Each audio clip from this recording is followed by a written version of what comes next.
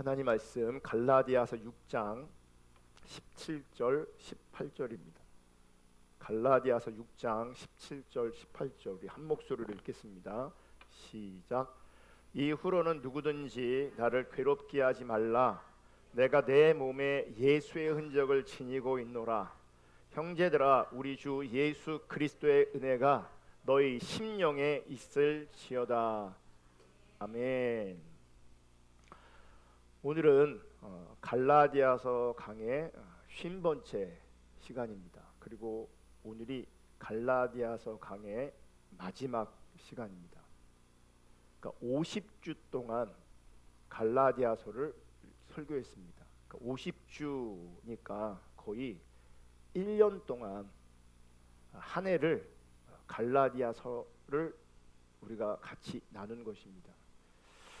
오늘 갈라디아서를 마무리하지만 여러분은 계속해서 이 갈라디아서를 읽고 묵상하면서 또 할 수만 있으면 갈라디아서 이 설교를 다시금 순서대로 들으면서 복음을 정리할 수 있기를 주님의 이름으로 부탁을 드립니다.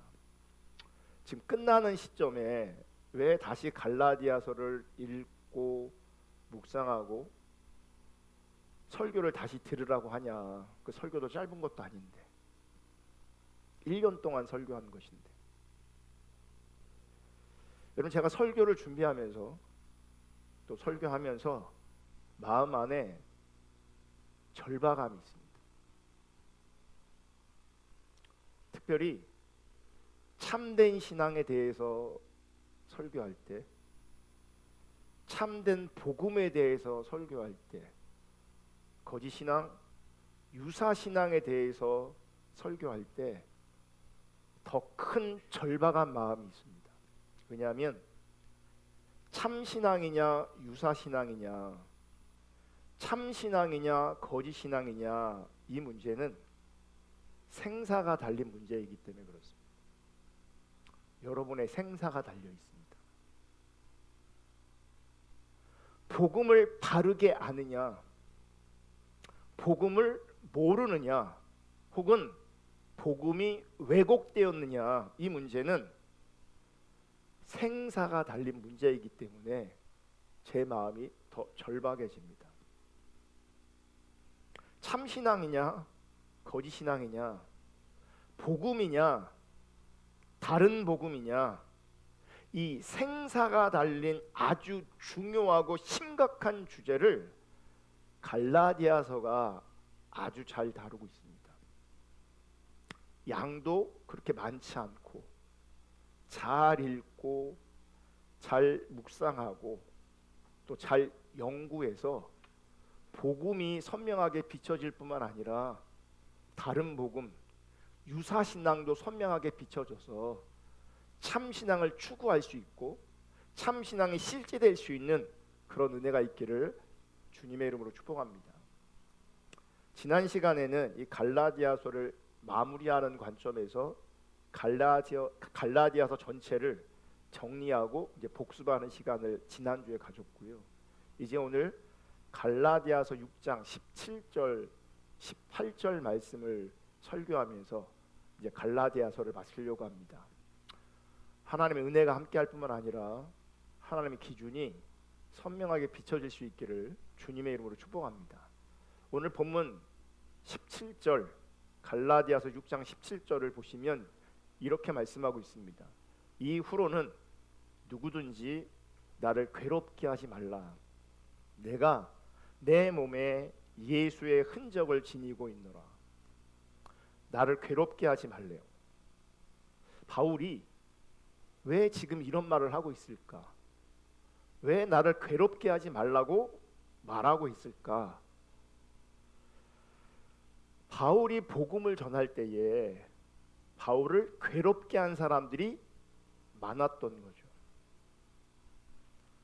바울을 힘들게 하고 괴롭게 했던 사람들이 많았기 때문에 이것이 바울의 편지에, 바울의 글에 표현되어지는 겁니다. 여러분, 실제로 바울이 십자가 복음을 전함으로 말미암아 얼마나 많은 핍박을 고난을 받았는지, 그로 말미암은 고통과 괴로움이 얼마나 컸는지 사실 말로 다 표현할 수가 없습니다. 그래서 갈라디아서 마지막에 나를 괴롭게 하지 말라라고 하고 있는 겁니다. 그러면서 나를 괴롭게 하지 말라라고 말하면서 그 이유를 또 뭐라고 말하냐면 내 몸에 예수의 흔적을 가지고 있다. 내 몸에 예수의 흔적이 있다. 이렇게 말하고 있습니다. 여러분, 유대인 사회에서, 유대인 문화에서 흔적하면 뭐가 먼저 떠오르는지 아십니까? 할례가 떨어집니다. 할례. 유대인들에게는 흔적이 있습니다. 할례라는 흔적이 있죠. 그리고 유대인들은 그 할례라는 그 흔적을 아주 신뢰했고 아주 자랑했습니다. 그래서 할례를 받아야 진짜 구원을 받는다라고 해서 행위를 주장하게 된 거죠. 그래서 그 할례는 그들의 자랑이었습니다. 그 할례 행위를 그들은 신뢰했습니다. 바울 역시 할례를 자랑했고 할례를 신뢰했습니다. 그럼 유대인들이 참 대단한 것이 있어요. 예수님께서 이스라엘이 망할 것을 예언하셨어요. 실제로 노마를 통해서 이스라엘이 심판을 받고 나라 자체가 아예 없어지고 사라집니다. 그때 유대인들이 이스라엘 땅에서, 그들이 살던 땅에서 거의 다 쫓겨납니다. 그러니까 땅을 잃고 나라가 사라집니다. 그래서 유대인들은 약 2000년 동안 나라가 없었습니다. 나라가 없으니 여기저기 뿔뿔이 흩어져서 그들은 나그네의 삶을 살았습니다. 그러니까 얼마나 서럽게 살았겠어요. 얼마나 고단하게 살았겠어요. 힘들고 고단함에도 불구하고 그들은요, 나름 그 민족의 정체성을 지키며 삽니다. 자신들의 민족성, 자신들의 정체성을 지킴에 있어서 아주 중요한 것 중에 하나가 뭔지 아십니까? 할례였습니다. 할례. 여러분, 2차 세계대전 때 유대인들이 정말 큰 어려움을 겪었습니다. 대규모 학살을 당하기도 했습니다. 우린 그것을 홀로코스트라고 말합니다. 그러니까 독일 나치에 의한 유대인 대학살을 말하는 거죠.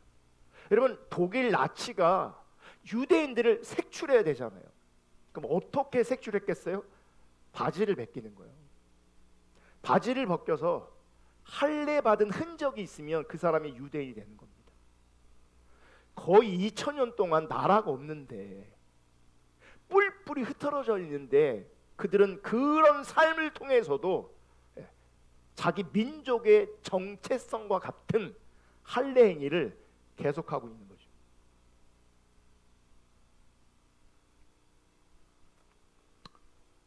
이렇게 나라 없는 유대인들이 할례를 포기하지 않았습니다.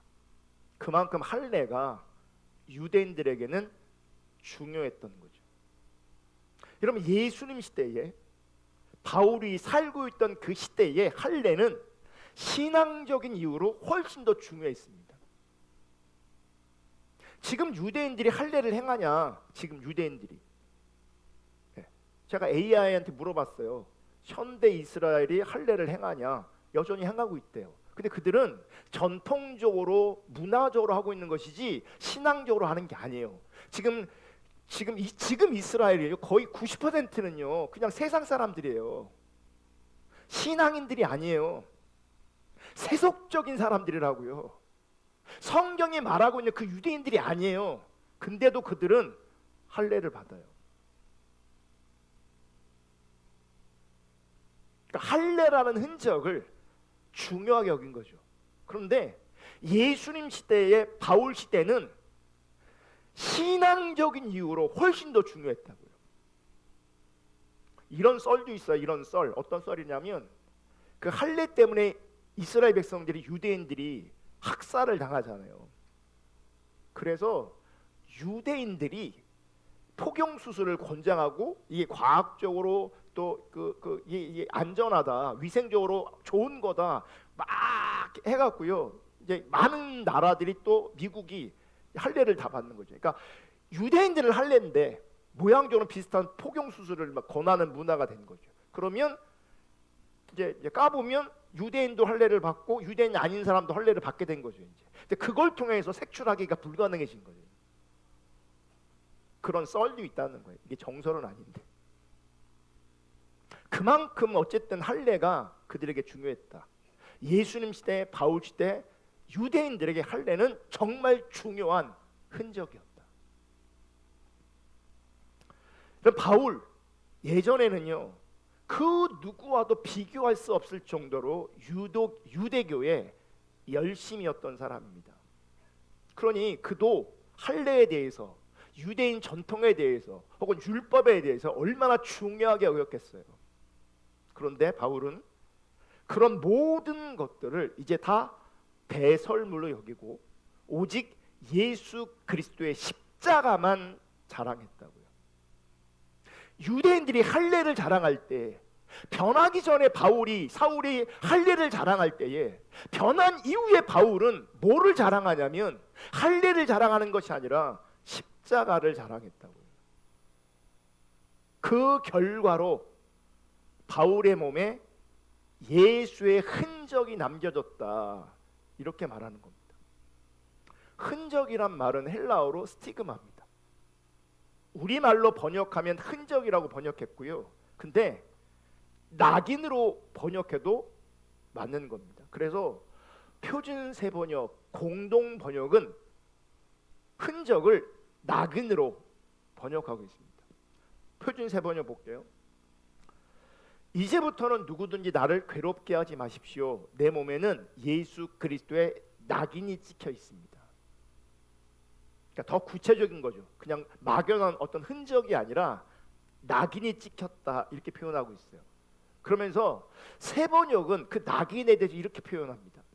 이제부터는 아무도 나를 괴롭히지 마십시오. 나는 내 몸에 예수의 상처 자국을 지고 다닙니다. 예수의 상처 자국, 이거에 대한 주가 이렇게 돼 있어요. 예수를 위하여 받은 박해로 생긴 상처 자국을 뜻한다. 현대어 성경은 참고로 제가 읽어드릴게요. 이제는 두 번 다시 이런 문제로 나를 괴롭히는 일이 없기를 바랍니다. 내 몸에는 예수를 욕하는 자들에게 맞은 상처가 남아 있습니다. 예수를 위하여 받은 박해로 말미암은 상처, 예수를 욕하는 자들에게 맞은 상처가 내 몸에 있습니다. 이것이야말로 내가 그리스도의 노예라는 표적입니다. 그러니까 흔적이 뭐예요? 낙인이고, 낙인은 뭐냐면 예수 때문에 혹은 예수를 위하여 받은 상처 자국이라는 거죠. 낙인이라고 표현했다 그랬잖아요. 낙인이 뭡니까? 자기 소유를 표시하기 위해서 문양을 새긴 쇠 도장을 불에 달구어서 짐승이나 노예 몸에 화인, 즉 불도장을 찍는 겁니다. 그러니까 이 낙인이라는 말은 긍정적인 용어이기보다는 부정적인 용어이죠. 그래서 우리 사회에서도요, 찍혔다라는 말이 있어요. 찍혔다, 이게 낙인 효과라는 거예요. 낙인이에요. 이게 학교나 회사에서, 조직에서 찍혔다, 이런 표현을 씁니다. 넌 나한테 찍혔어, 이런 표현을 쓰죠. 나 사장한테 찍힌 것 같아, 나 선생님한테 찍힌 것 같아, 나 누구한테 찍힌 것 같아. 우리가 찍힘을 당하기도 하지만 우리는요, 찍기도 합니다. 그래서 나와의 관계성 안에서 내가 누구를 찍었어요. 찍힌 사람이 있다고요. 저 사람은 나한테 찍혔어. 이제.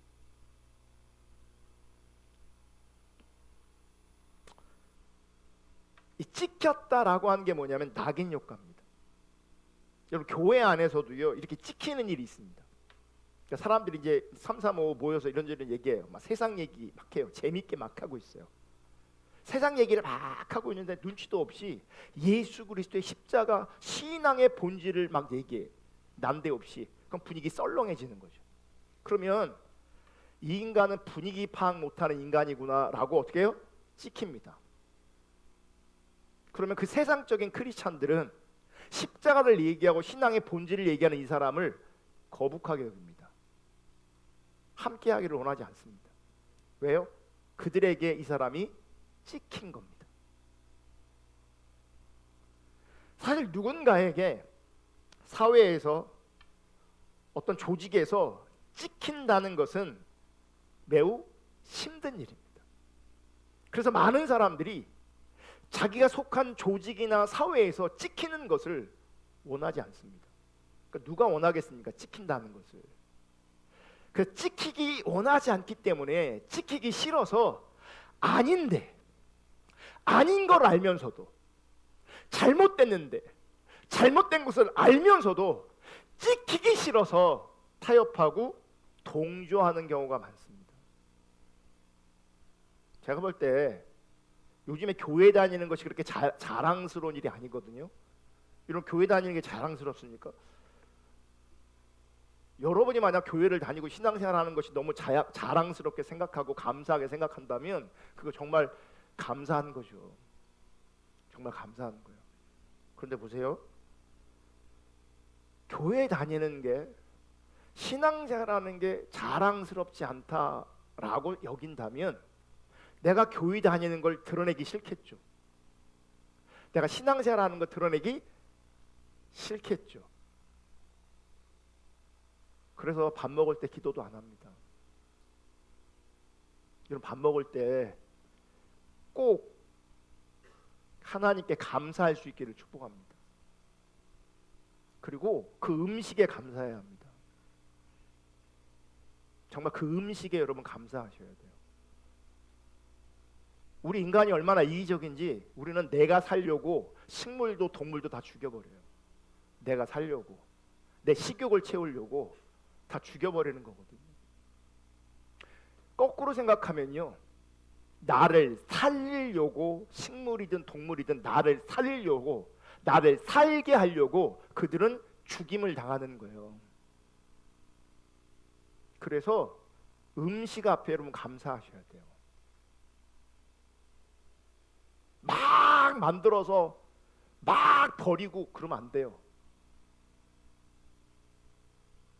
손이 크면 다 소화를 시켜야 되고 남으면 다 나눠야 돼요.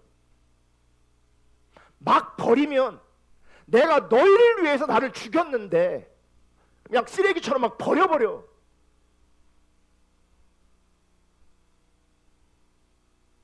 그거 잘하는 거 아니에요. 여러분 음식 앞에 하나님 앞에 감사하셔야 되고요. 그 음식 앞에 감사하셔야 돼요. 그래서 기도하셔야 돼요. 감사함으로.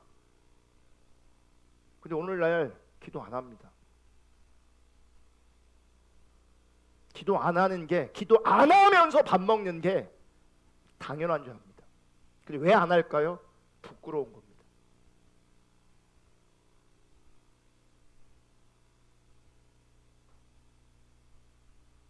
내가 교회에 다닌다는 것이, 내가 신앙생활 한다는 것이 밥 먹을 때 기도함으로 말미암아 드러나는 거예요. 찍히는 게 싫은 거죠. 제가 왜 이것 때문에 이렇게 열을 내는지 모르겠는데.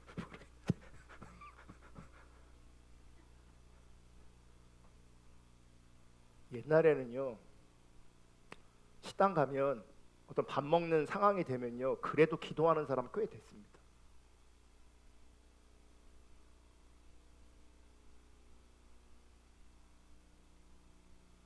정말 기도하고 감사하는 마음으로, 하나님 앞에 감사하는 마음으로, 그 음식 앞에 감사하는 마음으로 기도할 수 있기를 주님의 이름으로 축복합니다.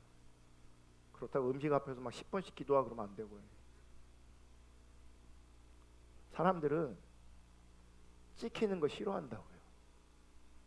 아닌 거 알면서도 혹은 잘못된 것임을 알면서도 찍히기 싫어서 타협하고 동조하는 경우도 많습니다. 고린도후서 1장 1절부터 11절 좀 긴데 한번 같이 읽겠습니다. 하나님의 뜻으로 말미암아 그리스도 예수의 사도된 바울과 형제 디모데는 고린도에 있는 하나님의 교회와 또 온 아가야에 있는 모든 성도에게 하나님 우리 아버지와 주 예수 그리스도로부터 은혜와 평강이 있기를 원하노라. 찬송하리로다. 그는 우리 주 예수 그리스도의 하나님이시요 자비의 아버지시요 모든 위로의 하나님이시며. 4절 우리의 모든 환난 중에서 우리를 위로하사 우리로 하여금 하나님께 받은 위로로서 모든 환난 중에 있는 자들을 능히 위로하게 하시는 이시로다. 그리스도의 고난이 우리에게 넘친 것 같이, 여러분 바울에게 그리스도의 고난이 넘쳤대요. 우리는 편안한 것을 원하거든요. 근데 바울에게는 그리스도의 고난이 차고 넘쳤어요.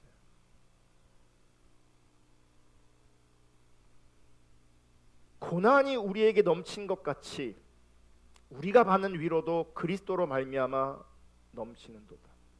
고난이 컸지만, 환난이 컸지만, 어려움이 컸지만, 고통도 컸지만 그만큼 그리스도의 위로도 넘쳐났어요. 편안하고 안락한 삶이 여러분 복이라고 생각할 수도 있겠지만, 한편으로는 그게 복일 수 있겠지만, 이런 편안하고 안락한 그 삶에 그리스도의 위로를 경험하는 게 결코 쉽지 않습니다.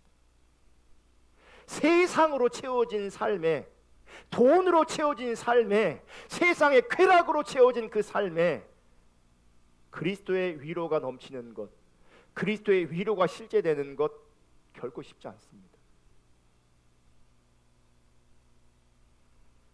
6절 우리가 환난 당하는 것도 너희가 위로와 구원을 받게 하려는 것이요 우리가 위로를 받는 것도 너희가 위로를 받게 하려는 것이니 이 위로가 너희 속에 역사하여 우리가 받는 것 같은 고난을 너희도 견디게 하느니라. 우리가 환난 받고 우리의 환난을 통해서 환난 가운데 있는 사람들을 또 뭐예요? 위로하는 거죠. 그 환난 가운데 있는 사람들이 주님의 위로를 받음으로 말미암아 그들도 뭐 할 수 있는 거예요? 그리스도의 위로로 위로할 수 있게 되어지는 거죠. 그리스도의 위로로 말미암아 또 견디게 되는 거죠. 너희를 위한 우리의 소망이 견고함은 너희가 고난에 참여하는 자가 된 것 같이 위로에도 그러할 줄 알미라. 고난 가운데 있었던 자가 위로할 수 있는 겁니다. 고통 가운데 있었던 사람이 위로할 수 있는 겁니다. 왜 이게 되는 줄 아십니까? 공감되기 때문에, 그 아픔을 알기 때문에. 그래서 예수님이 이 땅에 말씀이신 예수님께서 이 땅에 육신을 입고 오신 이유가, 그분이 십자가에 못 박혀 죽으신 이유가 뭐냐면 우리 인간을 이해하고 공감하려고 하시는 거예요. 그래서 예수님은, 하나님은요, 우리의 모든 아픔을 그분은 다 아세요. 그분만이 우리의 아픔과 우리의 연약함을 공감하세요. 우리 인간들은요, 나를 공감하지 못하는 사람들이 너무 많아요. 지 얘기만 하고요, 공감되지 않는 엉뚱한 거 막 쏟아놓습니다. 가르치려고는 하지. 공감이 안 돼요. 공감을 못 해요. 예수님은 공감하십니다. 왜냐, 그분은 아픔을 겪으셨기 때문에, 곤욕을 겪으셨기 때문에, 버림받음을 겪으셨기 때문에, 십자가를 겪으셨기 때문에, 죽음을 겪으셨기 때문에. 그래서 우리의 마음을 쏟아놓을 수 있다면 여러분 예수님께 쏟아놓으셔야 돼요. 다른 데는요 공감 안 해준다니까요. 공감을 못 한다니까요. 8절 형제들아 우리가 아시아에서 당한 환난을 너희가 모르길 원하지 아니하노니 어떤 어려움과 환난을 당했는지 이제 얘기합니다. 심에 겹도록 심한 고난을 당하여 살 소망까지 끊어지고 우리는 우리 자신이 사형 선고를 받은 줄 알았으니 이는 우리로 자기를 의지하지 말고 오직 죽은 자를 다시 살리시는 하나님만 의지하게 하심이라. 그가 이같이 큰 사망에서 우리를 건지셨고 또 건지실 것이며 이후에도 건지시기를 그에게 바라노라. 너희도 우리를 위하여 간구함으로 도우라. 이는 우리가 많은 사람이 기도로 얻은 은사로 말미암아 많은 사람이 우리를 위하여 감사하게 하려 함이라. 이런 말씀을 보시면 바울과 삶과 바울의 삶에 또 바울의 사역 가운데 고난이 환난이 차고도 넘쳤습니다. 하지만 예수 그리스도 안에서 위로와 소망도 차고 넘쳤습니다. 여러분 이게 복입니다. 고난이 차고 넘쳤지만 환난이 차고 넘쳤지만 위로와 소망이 넘쳐났다. 이게 뭘 말하는 거냐면 하나님을 더 분명하게 경험하고 있다는 얘기입니다. 고난 속에서 고통 속에서 환난 속에서 하나님의 위로와 소망을 경험하면서 하나님 그분을 더 분명하고 선명하게 경험하고 있는 거죠. 여러분 그리스도와 상관없이 그저 자신만을 위한 고난이 있습니다. 그러니까 그리스도와 상관없는 내 인생에 고난이 있을 수 있습니다. 그리스도와 상관없는 내 인생의 고난을 우리는 뭐라고 말하냐면 생고생이라고 말하는 겁니다. 더 심하게 말하면 개고생이라고 말하는 겁니다.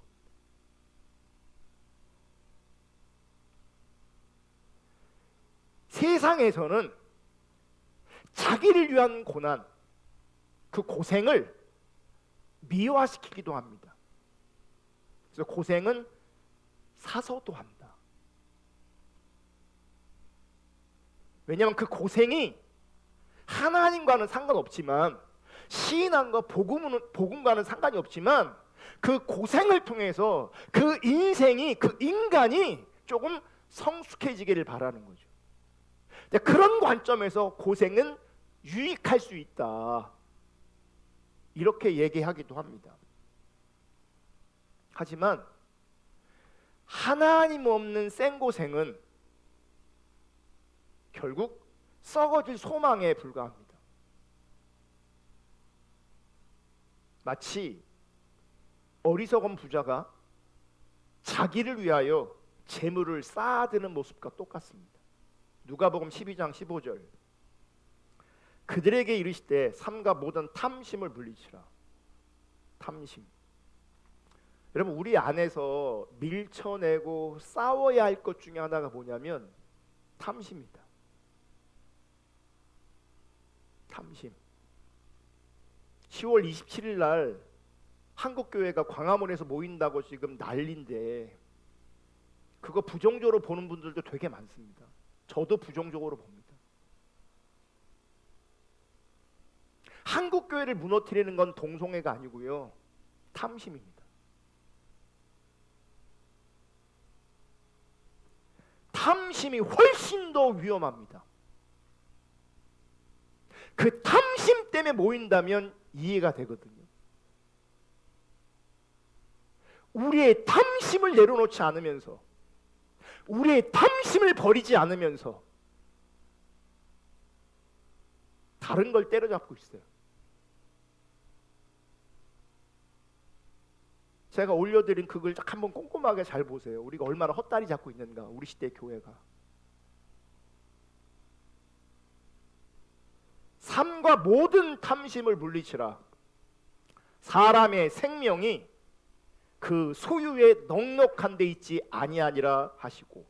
이 말씀 잘 보시면 하나님이 말씀하시는 생명과 소유의 넉넉함은 완전 별개입니다. 소유를 많이 가지고 있는 것과 넉넉한 소유와 하나님이 말씀하시는 생명과는 아예 별개라고요. 아예 별개예요. 그럼 뭐가 중요한 거예요? 넉넉하게 가지는 삶이 중요한 거예요? 아니면 성경이 말하는 하나님 말씀하시는 그 생명을 회복하는 게 중요한 거예요? 생명이거든요. 근데 우리는 탐심 때문에 계속해서 끊임없이 넉넉함을 꿈꿉니다. 넉넉함을 구합니다. 여러분, 넉넉함을 구하다가 생명을 잃게 되는 거예요. 넉넉함에 갇혀 있다가, 넉넉함에 빠져 있다가 생명을 잃게 되는 거예요. 넉넉함과 생명은 아예 별개입니다. 16절, 또 비유로 그들에게 말하여 이르시되 한 부자가 그 밭에 소출이 풍성하매 심중에 생각하여 이르되 내가 곡식 쌓아둘 곳이 없으니 어찌할까. 막 풍년이 드는 거죠. 차고 넘치는 일이 벌어진 겁니다. 18절, 또 이르되 내가 이렇게 하리라. 내 곡간을 헐고 더 크게 짓고 내 모든 곡식과 물건을 거기 쌓아두리라. 이게요, 여러분, 세상의 관점에서는 지혜입니다. 넉넉해졌어요. 쌓아둘 곳이 없어요. 그럼 어떻게 해야 되는 거예요? 기존에 있던 곡간을 헐고 더 크게 짓는 거죠. 그 안에 내 재산을, 내 재물을, 내 곡식을, 내 물건을 그 안에 쌓아두는 겁니다. 19절, 또 내가 내 영혼에게 이르되 영혼아, 여러 해 쓸 물건을 많이 쌓아두었으니 평안히 쉬고 먹고 마시고 즐거워하자 하리라 하되. 여러분, 이게 정확하게 세상이 원하는 삶이에요. 이게 세상이 원하는 삶이고 어쩌면 여러분들이 원하는 삶이에요. 많이 쌓아두고 편안히 쉬고 먹고 마시고 즐거워하는 삶. 그런데 하나님 이렇게 말씀하세요. 20절, 하나님은 이르시되 어리석은 자요, 오늘 밤에 내 영혼을 도로 찾으리니 그러면 내 준비한 것이 누구의 것이 되겠느냐. 나는 지혜롭다고 말하는데, 나는 넉넉하다고 말하는데 그 넉넉하기 위해서 얼마나 힘쓰고 얼마나 고생했겠어요. 성공한 거죠. 성공했으니 이제 편안히 쉬고 먹고 마시고 즐거워하자. 남은 인생 재밌게 살자. 남은 인생 이제 행복하게 살자. 근데 주님께서 말씀하세요. 너 어리석은 거야. 오늘 밤에 네 영혼을 내가 데려가면, 내가 찾으면 네가 쌓아둔 것이, 네가 준비한 것이 누구의 것이 되겠느냐. 21절, 자기를 위하여 재물을 쌓아두고 하나님에 대하여 부요하지 못한 자가 이와 같다. 이게 무슨 얘기겠어요? 재물을 쌓아뒀어요. 그러면 잠시는 일시적으로는 편안히 쉬고 먹고 마시고 즐거워하는 삶이 되겠죠. 근데 그는 하나님에 대해서 부요하지 않죠. 즉 그분에게 뭐가 없는 거예요? 생명이 없는 거죠. 여러분, 우리가 인생 살아갈 때 중요한 이슈는 뭐냐면 재물이 얼마 있느냐가 중요한 게 아니고 내가 하나님으로 말미암아 하나님께 대하여 부요한가 부요하지 않은가를 체크하시고 진단하셔야 돼요. 만약에 세상의 어떠함을 가지고 누군가가 내 앞에서 자랑한다면 그 인간 무시하시면 됩니다. 아, 이분은 신앙이 없구나. 하나님이 없구나. 하나님께 대해서 부유하지 않은 사람, 그 사람을 성경은 뭐라고 말하면 어리석다 말하는 거예요. 다시 한번 말씀드리는데 여러분, 어리석은 인간 되지 않기를 축복하고요, 관계성 안에서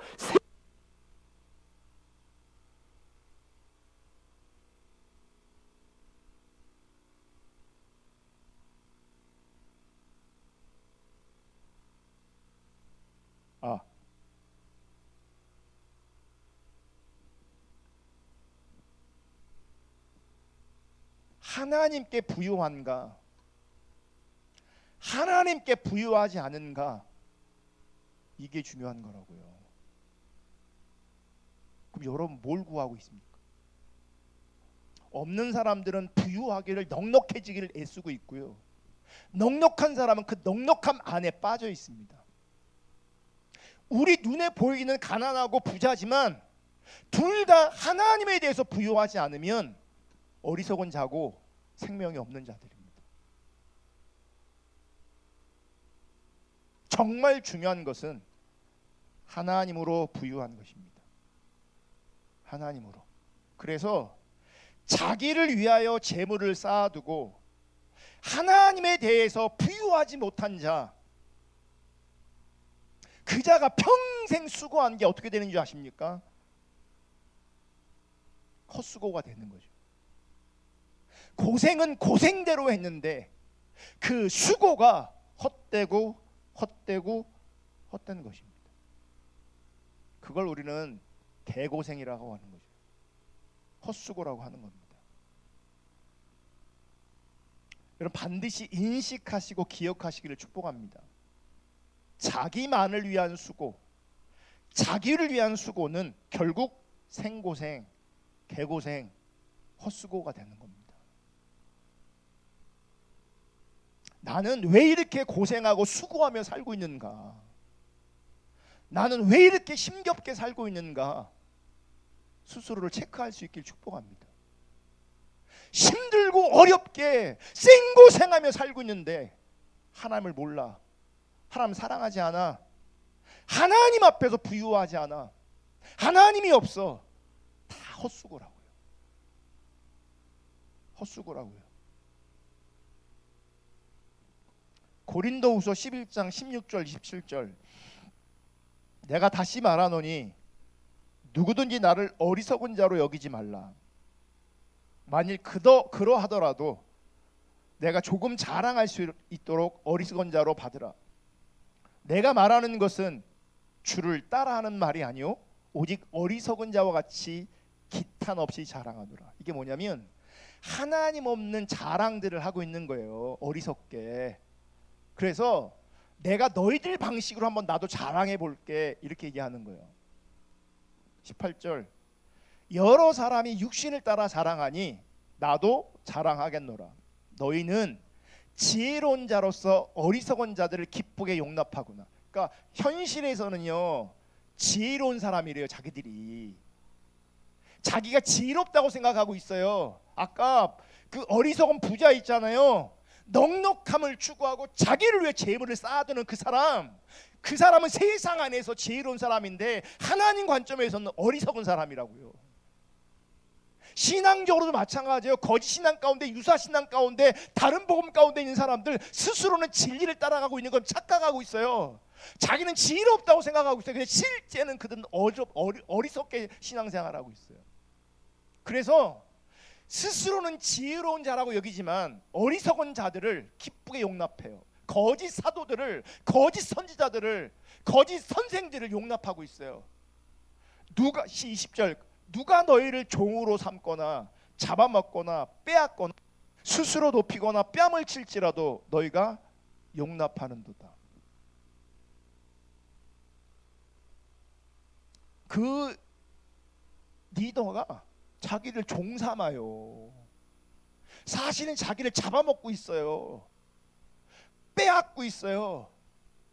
그 거짓 사도가 스스로를 높이고 있어요. 그들이 뺨을 따려도요, 그걸 용납을 해요. 지혜롭다고 생각하지만 실제는 영적으로 얼마나 무지한지 몰라요. 그 영적 무지가요, 우리 한국교회를 지금 지배하고 있습니다. 한국교회 성도들을 지금 지배하고 있습니다. 자기가 지금 어리석다는 것을, 무지하다는 것을, 하나님이 없다는 것을 인식을 못한다니까요. 자기가 똑똑한 지 알고요, 자기 나름대로 자기를 위해서 돈을 쌓는 것처럼 자기를 위해서 요것도 듣고 요것도 듣고 요것도 읽고 이러고 있어요. 복음이 뭔지를 모르면서. 그러면 자기가 먼저 될 줄 아는 거예요. 나는 21절, 나는 우리가 약한 것 같이 욕되게 말하노라. 그러나 누가 무슨 일에 담대하면 어리석은 말이나마 나도 담대하리라. 그러면서 이제 내가 너희들처럼 내가 자랑 좀 해볼게. 그들이 히브리냐 나도 그러하며, 그들이 이스라엘이냐 나도 그러하며, 그들이 아브라함의 후손이냐 나도 그러하며, 그들이 그리스도 일꾼이냐 정신없는 말을 하거니와 나는 더욱 그러하도다. 그러면서 이렇게 얘기해요. 내가 수고를 넘치도록 하고 옥에 갇히기도 더 많이 하고 매도 수없이 맞고 여러 번 죽을 뻔하였으니 유대인들에게 40에서 하나 감한매를 5번 맞았으며 3번 태장으로 맞고 1번 돌로 맞고 3번 파선하고 일주야를 깊은 바다에서 지냈으며 여러 번 여행하면서 강의 위험과 강도의 위험과 동족의 위험과 이방인의 위험과 신의 위험과 광야의 위험과 바다의 위험과 거짓 형제 중에 위험을 당하고 또 수고함에 애쓰고 여러 번 자지 못하고 줄이며 목마르고 여러 번 굶고 춥고 헐벗었노라. 여러분, 거짓 사도, 거짓 선생들은 고린도 교인들을 종으로 삼고 잡아먹고 있어요. 빼앗고 스스로 높이고 뺨을 치는데도 그들은 용납하고 있어요. 그래서 사도 바울은 지금 엄청난 환난과 고난을 당하고 있어요.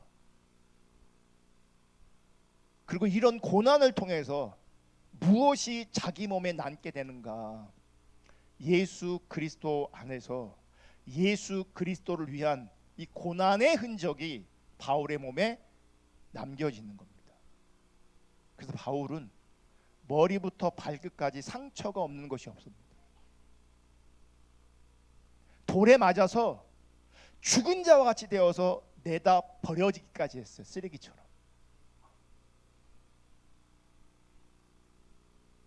예수 그리스도의 복음을 위한 흔적들이, 예수 그리스도를 위한 복음을 위한 상처들이 바울의 몸에 새겨지는 겁니다. 예수 그리스도를 위한 상처, 예수 그리스도를 위한 흔적.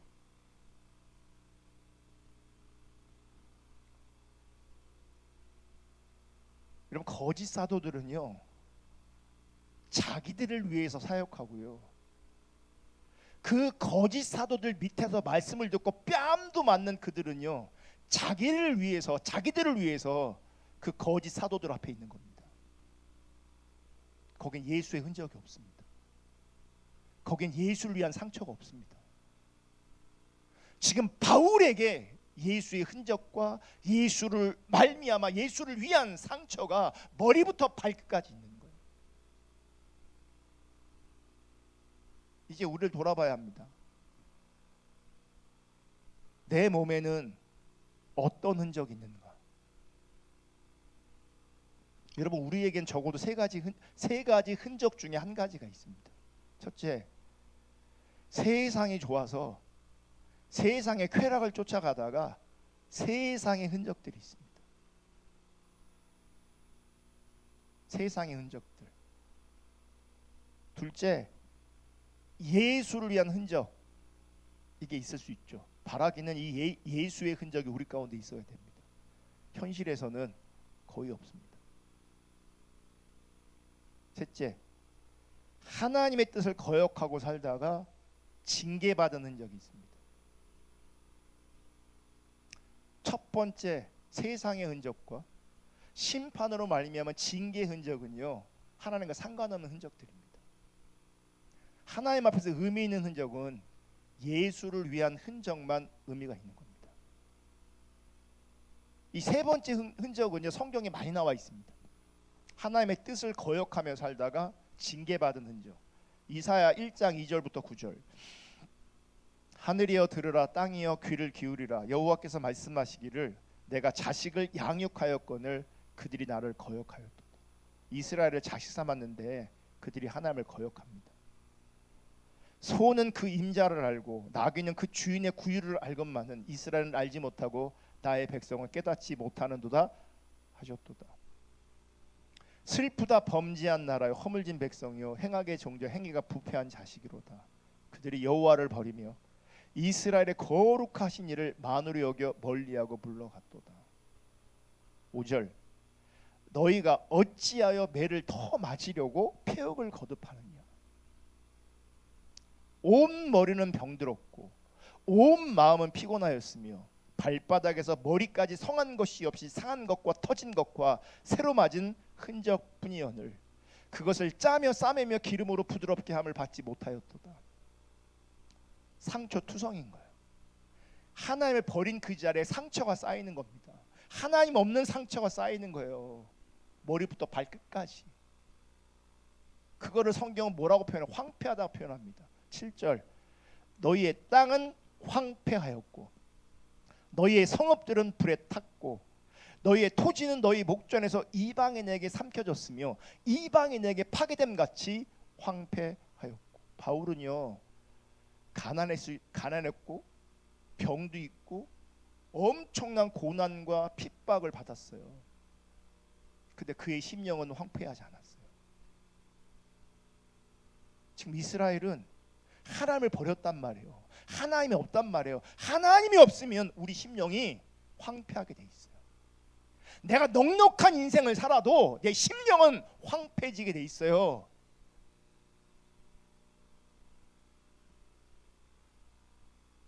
딸 시온은 8절 딸 시온은 포도원의 망대같이 참외밭의 원두막같이 에워싸인 성읍같이 겨우 남았도다. 만군의 여호와께서 우리를 위해 생존자를 조금 남겨두지 아니하셨다면 우리가 소돔 같고 고모라 같았으리로다. 여기 말씀을 보시면요 우리 시대의 교회가 정확하게 이 모양일 수 있습니다. 우리도 이 모양일 수 있습니다. 우리도 하나님 없는 황폐함이 보여요. 예수를 위한 상처가 아니라 예수를 위한 상처라면 하나님으로 말미암은 위로와 소망도 넘치게 돼 있어요. 하나님을 더 온전하게 경험하게 돼 있고 하나님의 은혜와 사랑을 누리게 돼 있어요. 근데 하나님 없는 고통은 상처는요 나만 힘든 거예요. 황폐해 있다니까요. 하나님이 없어서 우리가 하나님을 버려서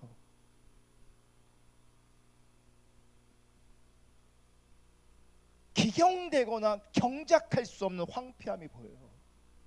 제가 애써 가르치고 선포가 하잖아요. 이게 기경하는 거거든요. 여전히 황폐해요.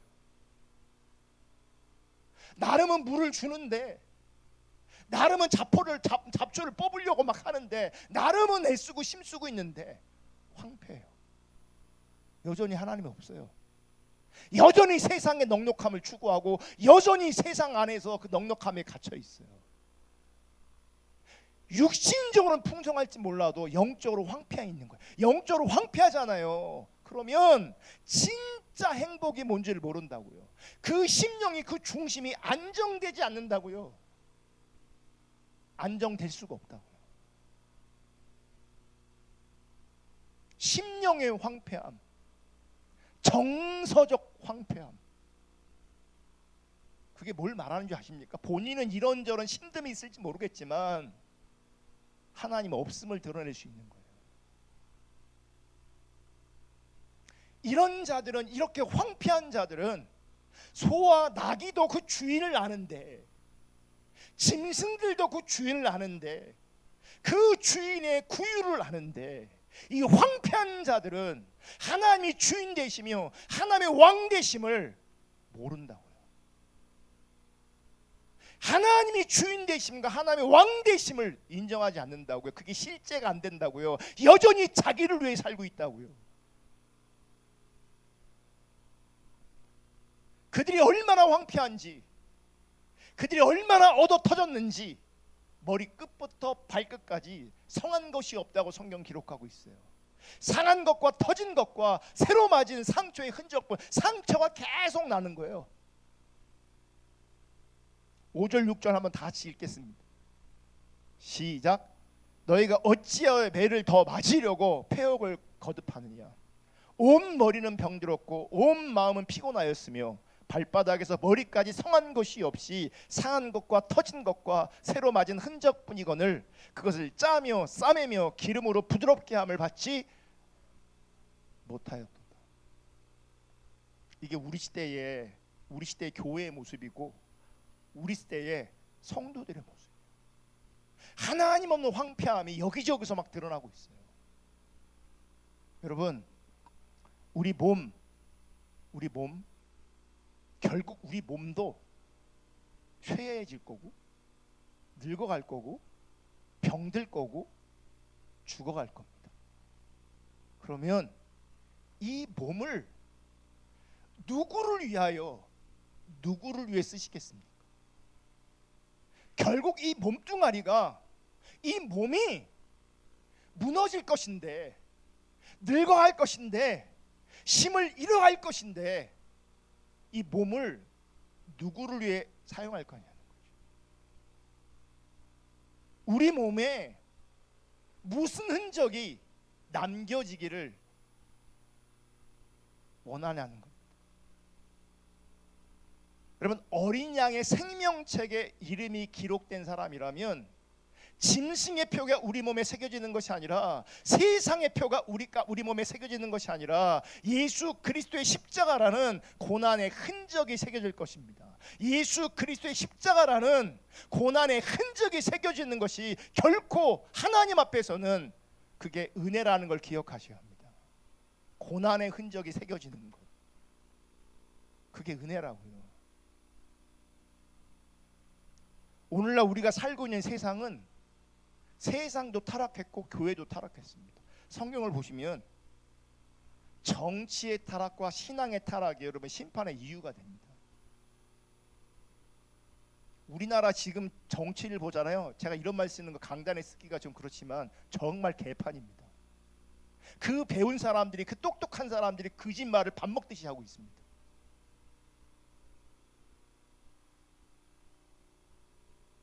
자기들을 위해서 그 힘을 사용하고 있습니다. 정치의 타락입니다. 신앙의 타락, 거짓 선지자들이 팽배하고 있습니다. 지금 우리나라가 그 꼴이라고요. 그게 심판의 이유라니까요. 지금 당장 하나님께서 오셔서 이 세상을 심판하셔도요 얼마든지 가능합니다. 그만큼 영적으로 위급하고 황폐한 시대를 우리가 살고 있어요. 이런 세상에서, 이런 세상과 교회에서 진정으로 예수 그리스도를 따라가고 닮아가면 고난이 따라옵니다. 타락한 세상과 타락한 교회 속에서 정말 우리가 참 신앙을 고수하고 참된 신앙으로 살아가고 예수 그리스도를 따라가면 고난 받는다니까요. 우리가 신앙의 본질, 참된 신앙을 얘기하잖아요. 너 잘났다, 너만 믿음이냐, 우린 가짜냐, 우리가 틀린 거냐, 벌써 공격이 들어옵니다. 여러분, 세상의 가치관과 성경이 말하는 하나님 나라의 가치관은 철저하게 다릅니다. 그래서 우리가 하나님 나라의 가치관을 따라가면 세상은 우리를 싫어하게 돼 있어요. 싫어하게 돼 있어요. 정말 심각한 것은 우리가 하나님 나라의 가치관을 따라가고 신앙의 본질을 따라가면 세상과 벗한 교회가, 세상과 타협한 교회가, 유사신앙이, 거짓신앙이, 다른 복음이 우리를 싫어합니다.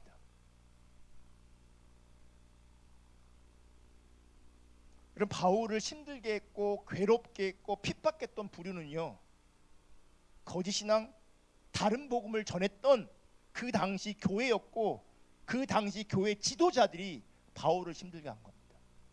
바울을 괴롭게 합니다.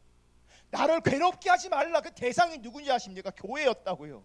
그 대상이 누군지 아십니까? 그 시대에 거짓 사도, 거짓 선생들이었다고요. 거짓 사도, 거짓 복음이, 다른 복음이 바울을 힘들게 하고 괴롭게 했다고요. 십자가 복음을 전하는데 그들을 핍박했다고요. 교회가 교회를 핍박한다고요. 모양적으로는.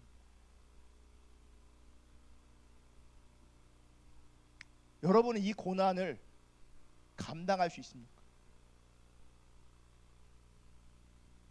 예수 그리스도의 그 고난의 흔적을 그리스도에게 보여줄 수 있는 그런 은혜가 부어지기를 주님의 이름으로 축복합니다. 제가 이런 장면을 상상해봐요. 어떤 사람이 주님 앞에 이렇게 얘기합니다. 예수님, 저는 예수님 때문에 돈 많이 벌었습니다. 예수님, 저는 예수님 때문에 세상에서 참 행복하고 편하게 살았습니다. 예수님, 저는 예수님 때문에 많은 대접받았습니다. 저는 예수님 때문에 남편 사업도 잘 되고 우리 아이들도 성공했습니다. 참 감사한 일이죠. 그런데 예수님은 이런 사람보다도 이런 사람을 찾을 겁니다. 예수님, 저에게는 예수님 때문에 고난의 흔적이 있습니다. 예수님 때문에 십자가의 흔적이 있습니다. 예수님, 저는 고난 가운데 있고 저는 가난 가운데 있고 건강하지도 않습니다. 하지만 저는 예수님 당신을 그저 사랑합니다.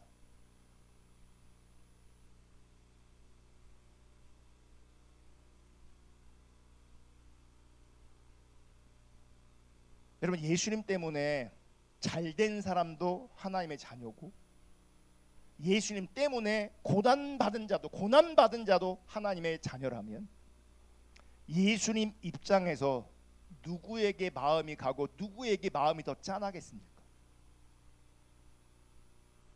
나 예수님 때문에 행복했어요 라고 하는 사람과 나 예수님 때문에 고난의 흔적이 있고 십자가의 흔적이 있습니다 라고 하는 사람이 있다면 예수님은 어디에 마음이 있겠냐고요.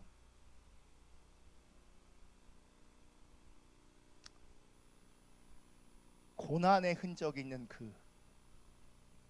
십자가의 흔적이 있는 그에게 예수의 마음이 분명히 있을 겁니다.